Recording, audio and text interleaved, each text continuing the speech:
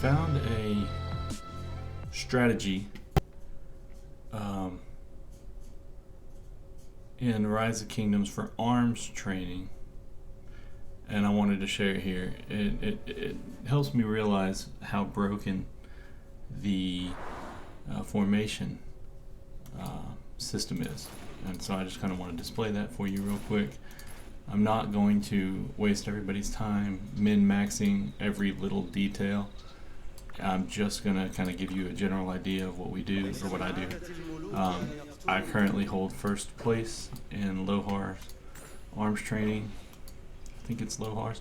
It also gives me a reason to use Hannibal Barca, which I don't typically do. So I'm going to do 330,000 of those. Infantry, 4,000 cav, and 4,000 crossbowmen. So I have 3 different troop types that'll give me the max boost from Barca being in the back there. I don't intend to get hit more than just a little bit, and if I was doing the perfect run, then I could possibly do it without getting hit at all, but it is kind of difficult. My gear's not perfect. For this, I do go with attack, infantry attack, so this is the gear that I'm using for my attack. Even just a little here and there, because there's no reason for defense, there's no reason for health. This is the V formation, which allows you to post up in a tower. You cannot do skill damage. You can only shoot shots. There is no counterattack, so any counterattack damage that you would normally take, you don't take. And if you post up the right way, the Lohar spawns so far away that it never really has time to get to you before it's dead. So we'll display that here in just a second. I like to post them up right here between these cities. This city next to me is my wife's. I leave her out of the alliance for this so that I can quickly get War Frenzy for the extra little bit of attack. I did ask the kingdom when I got my first place ranking for my buff. Here's the ranking. What buff was it? Justice. I asked for justice. And once you've got everything set up, I would encourage you to go get a rune. I don't have an attack rune. I do have a troop capacity bonus. I do have, a 5% attack, so I could add 5% more attack here, and a rune and justice, and I'm good, and you're pretty well maxed out. Do it on normal. Does not matter what order you go in with your skills, as long as you don't. You pick this skill last. Will of Battle is going to be the last skill. It literally doesn't matter what skills you pick otherwise. If you were min-maxing, you would always want to start the fight with Lohar on that, like almost outside of the radius of the circle. You would want him to kind of stand right there on the line so that you have the most time. But the first few levels, it doesn't matter anyway, because you kill him so fast. Again, 338,000 troops, no counterattack damage. Still just rocking it.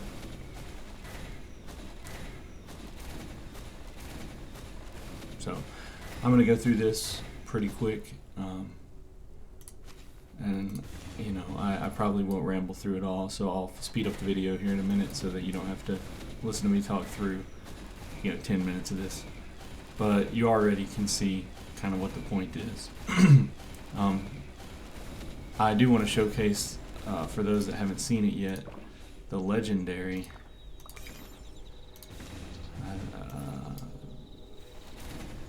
final stage of the Lohar event, because it's pretty crazy, but still it's no match for this strategy. The other thing that I was thinking is that, like, I should say, I've got my cities positioned this way for a reason. I like to get on the wife's account and spawn in level 11 and 12 barbarians so that I can farm gems and speed ups and whatnot.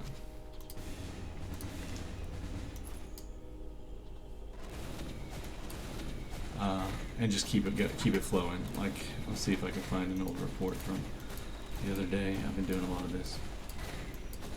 It's probably not here anymore. Probably not here anymore. Maybe. Maybe not. It wouldn't be level 23 barbs. No, it's gone.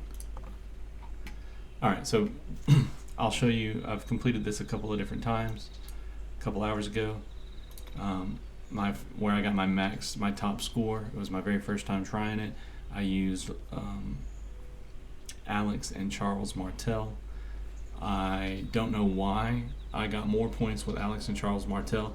I ended with significantly more troops when I used Hannibal Barca, but for some reason, maybe it's like a percentage of troops remaining from the max that you start with, I got more points with Charles Martel, so that was weird. But you can see I selected a different skills each time. So maybe that, I don't know. I would say that had something to do with it, but I didn't get hit until the very final fights anyway, so I don't know. Alright, let's continue on. I'm just going to kind of go down and around. But I was thinking, if I were to place my city somewhere where the Lohar was spawning consistently, you know, along, or maybe I placed my city, I don't know, somewhere where Lohar has to walk around this bend to get to me. I can attack over the bend. That would allow for me to do a perfect run where I didn't take any damage. But this is, I mean, shit, first place is first place.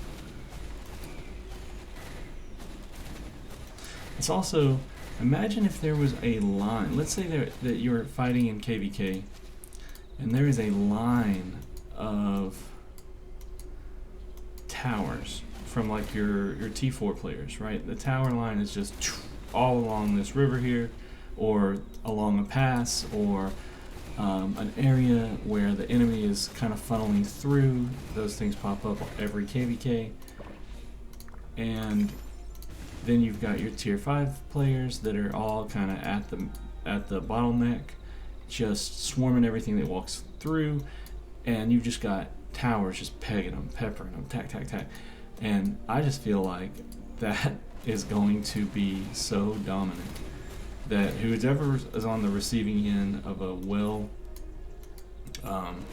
like a good communicating team or kingdom or alliance in KVK who's using these types of strategies to control the field, they're gonna hate it. They're gonna hate that KVK. They're gonna get peppered. They're not gonna do any damage. It's crazy. Like, I don't know, no counterattack damage. Doesn't make any sense. I can bring an army out of Hot Mesa City right now, and it'll automatically start peppering that army and do no counterattack damage while it peppers that army. If her city was across on this side and she pulled a troop out, and I had my march just in a tower right here, every time she pulled a troop out, I would just get free shots on it. It's just, it seems overpowered. And I also think it has something to do with why we had such a large update the other day, because I've had formations for like a month, close to a month, maybe give or take a few days. The formation system allowed for me to build this building, right, who I'm sure many of you have seen.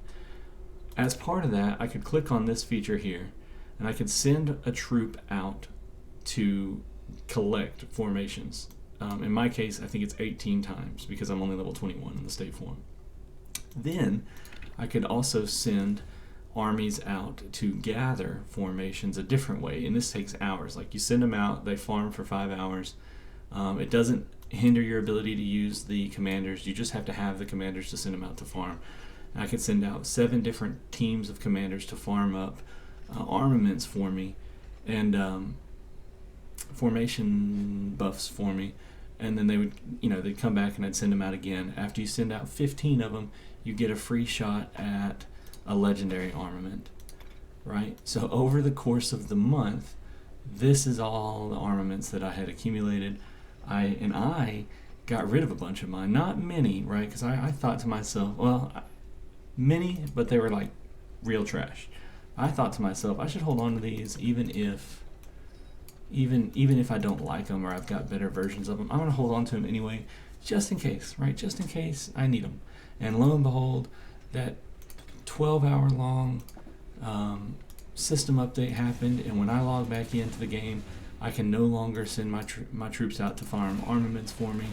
I can't, like, the formation system was no longer working in Sunset Canyon, which I had gotten accustomed to because I really like the echelon formation for my Constantine, and I like the skill damage formations for my AoEs, and so yeah, I was a little disappointed whenever that was gone, especially considering it costs thousands and thousands of gems to get your state form to level 21 to begin with. So it feels like wasted some time, but it also felt like we're getting way ahead of the competition. Like, these few kingdoms that got access to the formation system early are getting significantly far ahead. I mean, look at this. Like, these are legendary formations that I've got equipped and am using regularly every single day. And y'all don't, most of the kingdoms don't even have access to this, right? And I've got, and I'll go in more depth and show you guys in a minute, but I've got a significant amount. And I've recycled some.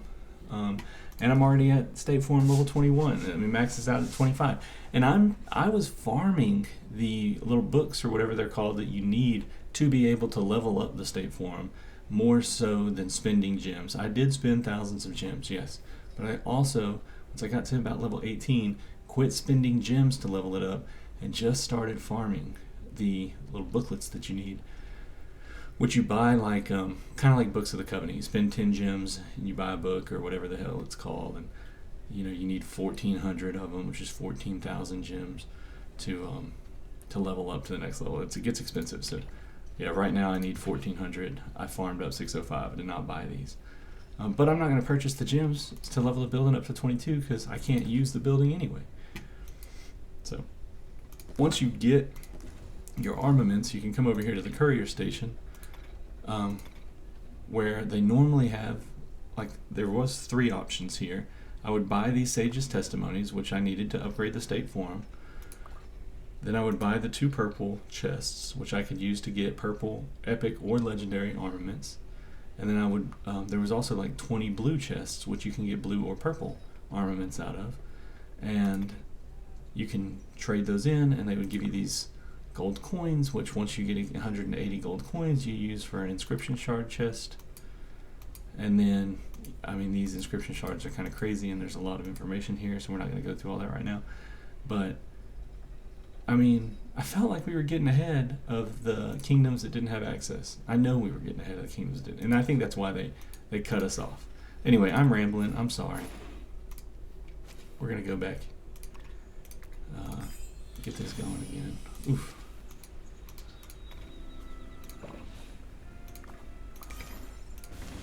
Alright, but as you guys can see, it's basically like plug and play. There's no thinking required to win in this. You just click. Super easy. I'll get a couple more of these going, and then I'll show you guys some of my formations, how I set them up, what the armaments kind of look like. Let's just go in here. So one of the things that I did almost immediately was set up commanders that I don't use with formations that I don't typically use, so that when I got decent, whatever these things are called, what are these? Parchment? When I got decent buffs on these, like this had infantry attack, health, and defense. That's a lot of stats for infantry. If I wasn't using the arch formation, which I don't use on most of my marches, then I would have recycled that. But that has been a terrible thing to recycle, because at some point in the future, I'm sure that I'll be using a Charles Martel and maybe a Pakal, and I'm going to want to do damage, like just basic attack damage, and having all those stats is going to be sick. And so I highly encourage you to put formations on that you wouldn't normally use on commanders that you don't normally use, and then equip them so that they're ready and you don't accidentally recycle these armaments and then regret your decision, right? So Attila Takeda is one of those that is all about that basic attack damage. So, he's got the spiked inscription on his armament. It does 3.5 increased troop attack. I got 2.6% cavalry health. Yeah, it's not a triple cavalry, which would be sick if I had health, attack, and defense, but whatever. I still get 2.6% health here. Oh, sorry. Let me go over to my Attila. This is like cavalry attack, cavalry health, defense. They're not great, but that's a little bit of a boost that most people may not have been thinking about and just went ahead and recycled it. Don't do that. Just hold on to them. Only recycle the true trash, right? The true trash. So the other marches I like to. Right now I'm using the V formation, which you hardly ever use the damn V formation, but I set my commanders up in the V formation because I wanted to start gathering armaments, and then this event started, this Lohar event started, and I was just like, well, let me just try this. And I had a bunch of V formation armaments set aside that I didn't recycle, and I was glad that I did, because now I'm in first place. So all damage, kind of a big deal, doing what I'm doing. Infantry attack, big deal doing what I'm doing. Infantry defense, not a big deal, but all damage 2%, kind of a big deal doing what I'm doing. Infantry defense, this is not a big deal unless I get hit, but hey, I'd rather have it than not have it. Alright, so now let's roll over to, let's see what else I'm rolling with, like my Saladin. This is I'm in KVK 3, by the way, migrated back, but my Saladin gets 7% attack, 2.3% defense, 2.8% health, all damage 1.6%, and increased skill damage plus 5%. I love it. I use these hollow square for infantry defense, infantry health, just a little here and a little there. I use the wedge formation, which is the skill damage again. This is my archer set, and I basically try to create a set for each formation to the best of my ability. Just so I have it, like the line formation. Let's find it. Let me find. What is this? So this is the triple line formation. I set this up, and looky here, 2.6%, 2.1%, 2.1%. Why did I set it up? Increase troop march speed by 5%. There will be a time in the future where march speed needs to be increased by 5%. My thoughts are the event where you have to kill as many barbarians as you can in a 5-minute period. I'm going to want that movement speed. Now I have extra stats for that event that most people would have thought to themselves, I'm never using the triple line formation anyway. I'm going to focus on the attack, or I'm going to focus on this, that, or the other. I'm not using march speed plus 5%. Maybe they are. I just know that a lot of times I'll sacrifice march speed for more stats because I'd rather whoop your ass than run faster. In a big ball fight, march speed doesn't mean a lot to me. So, but I knew that a time would come when I would need this, and so now I'm prepared for it. At least partially. I can't get these anymore because they took my ability to get them away. So I know I feel like I've been rambling a little bit. I hope I've been pretty clear. We'll keep this going too.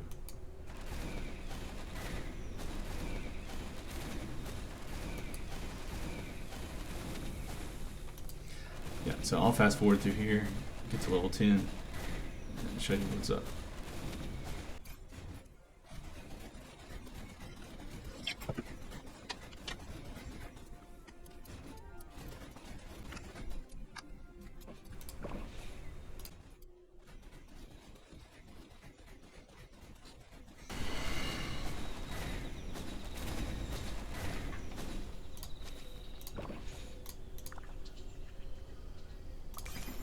Alright, so here things get a little bit more challenging. This is where you can expect to start getting slapped a little bit. You might want to use a little finesse on your strategy. Basically, what I did on the first run was I moved my march behind my city so that when Lohar came to me, he had to walk around my city.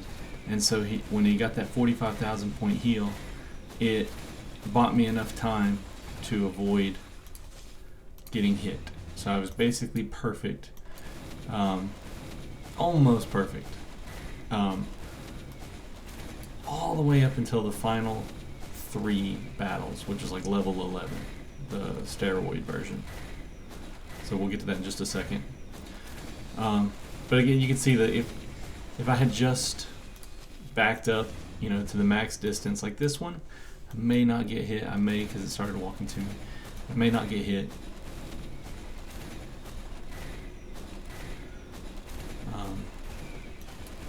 I mean, 45,000, what is that, 5 hits?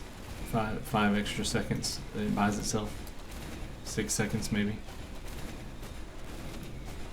2, 3, 4, 5, 6, yeah. Okay, got a couple slaps, and now we get to Legend, which Legend, enemy troops have 20% less defense, but 15 seconds after entering combat, their damage increases by 50%. That's cool, because they don't, that's 20% less defense. I'll take it. When the enemy troop has less than 30% units left, it will gain a shield for 6 seconds. The factor is, what is that, 1/10 million? That's got to be a misprint. That's got to be a mistype. 1, 2, 3, 4, 5, 6. Yeah, 10 million. That's insane. While the shield is active, the troops counterattack deal additional skill damage. Damage factor 1,000. Don't have to worry about it. Don't even have to worry about it. Because I get no counterattack damage. It's crazy. Look at that, that defense. My damage started to go up by like 1,000 a slap.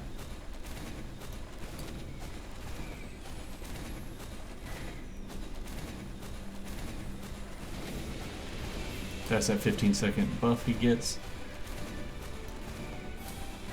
But you can see he's not doing any damage. 270 a slap. Get my damage taken. Now the other thing that I did in my first run is I pulled my Mulan out with my Constantine, and I fought against Hot Mess here, and so I was giving myself increased stats and damage reduction, damage taken reduction. So I would encourage you to do that if you're shooting for first place. All right, I think we got one more, maybe 2 more of these. I think one more.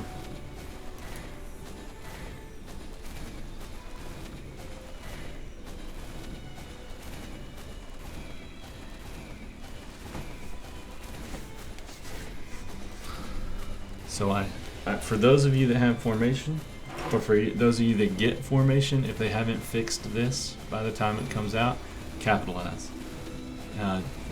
I would say don't tell everybody, but I need you to tell everybody, because I'd like everybody to find my channel and watch this video. And if you do find the video, it would mean a whole lot to me. This is my first YouTube video. I'm Team Charlie. I'm doing my damnedest to help the community starting right now. I do stream on occasion on Twitch. But I don't have a massive following on Twitch, and I thought, well, let me do YouTube videos first. So if you want to follow me on Twitch, it's twitch.tv/xxteamcharlie, just like my city name here. And leave a like, leave a comment, let me know that you liked the video, that you found value. Let me know what your thoughts on the formation system are, if you think it's broken. Do you feel like you are... did you get it? Did you get access to it for the month? If you did, how far ahead did you get? Did you think to save all your armaments, or did you recycle them trying to accumulate the top line equipment, and now you regret it because you don't have armaments for all the different builds that you could be using? Like, what are your thoughts? Thank you for watching. I hope you enjoyed it. I guess I'll see you in the next one. Team Charlie out.